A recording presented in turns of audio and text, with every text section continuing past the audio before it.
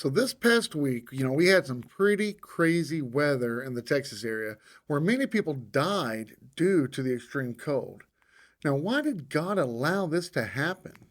Why would he not just stop the freeze from ever coming? Find out in this video coming right up.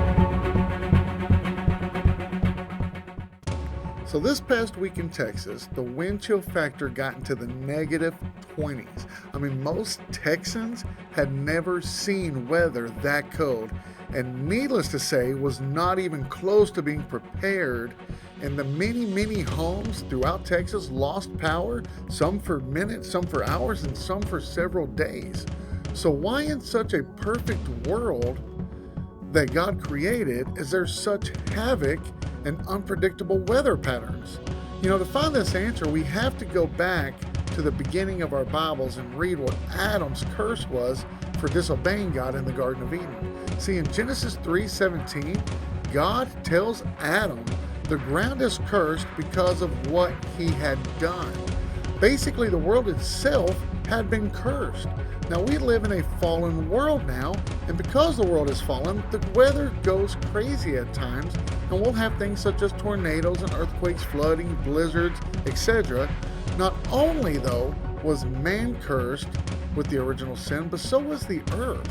See, so now many people will say, well, how's it fair that we have to live in a cursed world when I personally wasn't the one who bit into the forbidden fruit? I mean, that's what a lot of people will say, but that's a very good question. But the answer is just fairly simple. See, if Adam hadn't been the one that committed the first sin and cursed the world, it would have been me, it would have been you. In fact, anyone living today or who has ever lived would have been the ones to committed the first sin. Now, why is that? Because there's only been one person who lived without sin, and that is Jesus of Nazareth. I mean, have you ever noticed that the miracles that Jesus performed in his lifetime are the exact same miracles that are still needed in today's world?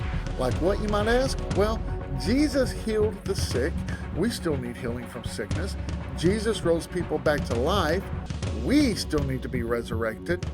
Jesus lived a perfect life, and yet we need to be living like we have a perfect life.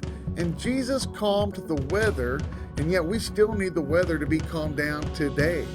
So what's sad to me is that many people, including our own government, thinks that we don't need Jesus anymore. And I know beyond a shadow of a doubt that not only do I need Jesus, but so does this world. But what about you? Do you still need Jesus? Let us know. God bless.